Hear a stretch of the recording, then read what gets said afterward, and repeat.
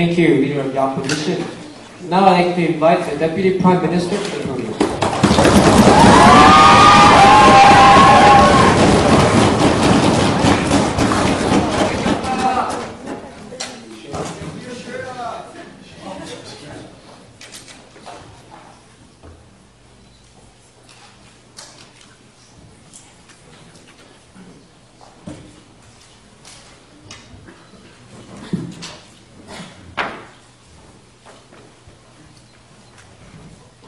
Thank you, Mr. Speaker. Ladies and gentlemen, by the end of the Leader of Opposition debate, the first response that we had was that we won this debate by the first initial argument. So I'm going to explain you what I'm going to explain. Is that fundamentally, I'm going to rebut to their side of the case, and then move on to defense of our arguments, and move on to my substantive argument, the role of government. First of all, looking at their rebuttals. First of all, their constructive models. They say they're going to rehabilitate people. There's two fundamental flaws within this debate.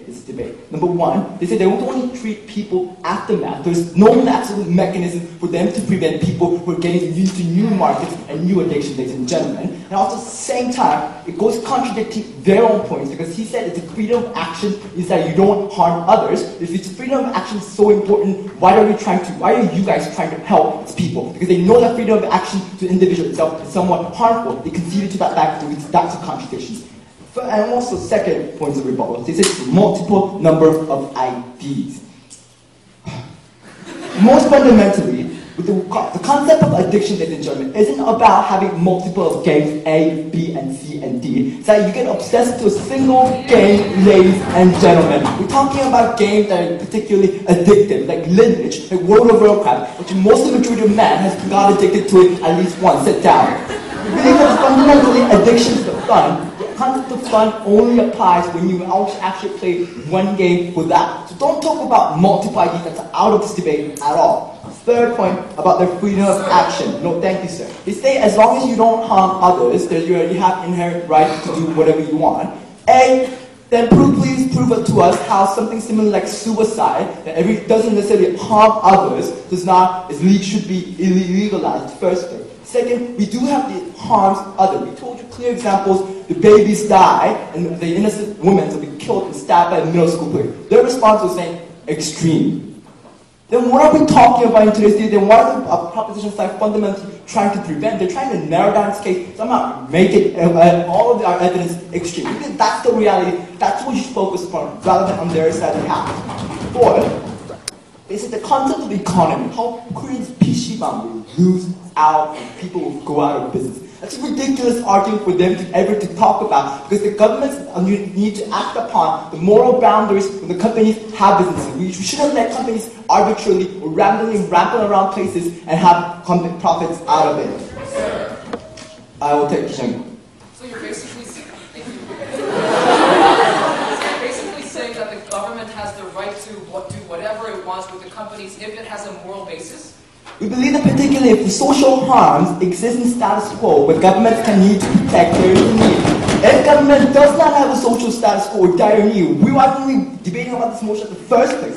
Please, in unison that they themselves admit the fact that addiction is a problem. So you conceded the fact that there is a problem, so what are you going to do about it? Now, extending our side of the case about addictions. Their entire rebuttal was based on saying that children would do multiple IDs, but I already gave a response to that.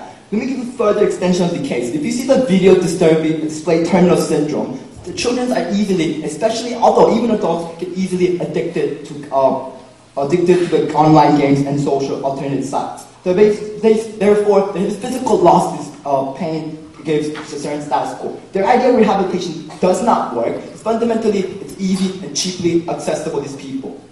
And second, we told you clearly in our Hilna's speech wonderfully how it targets specific minor groups. People who are relatively poor, people who are relatively uneducated, because they aren't aware of the harms of status quo. They say they're going to rehab people, but I doubt how they're going to rehab people who don't get the harms at the first place, ladies and gentlemen. Second, about how it leads to fail to accept reality. When people get obsessed with the concept of real world and virtual world, they are confused. If you are Rain, or if you are, what do we call it, celebrity in that side world, or in that social world sites that you talk about, it's different from your reality. It's your reality is different. We think that No, thank you, sir. The individuals have failed to neglect or negotiate or differentiate the concept of reality in virtual world, so harms increase at status quo. Let's move on to my side of the arguments. First of all, I'm going to talk about the role of governments and explain more of the status quo. In the status quo, internet is a concept of free from control, ladies and gentlemen. At the same time, even though it's free from control, there's absolute harms internet provides to society. The government has failed to do any actions in trying to tackle its problem. It goes in line with Korea's recent legislation to restrict online usage for children at the current status quo from 12 a.m. to 8 p.m. Similar policy in a context, the government is trying to take control over markets or over an individual industry that's been excessively providing social harms, as we already exemplified before. And second is that Korea's government, the topic is Korea. Korea has the best internet interconnectedness in the world, ladies and gentlemen. But despite the best interconnectedness, it lacks capable measures to tackle social harms that we already identified in today's debate.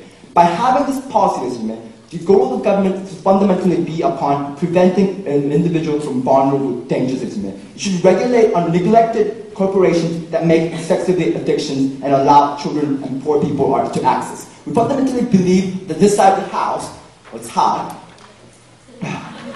We fundamentally believe that this side of the house promotes to cover all of government to be more active when it regards social harm. With their side of the arguments non-existent in the first place, doesn't really happen. No, thank you, sir. The concept of governments should be firm when it regards actively engaging in social harm. We believe there's clear benefits for our side of the house, and soon say so.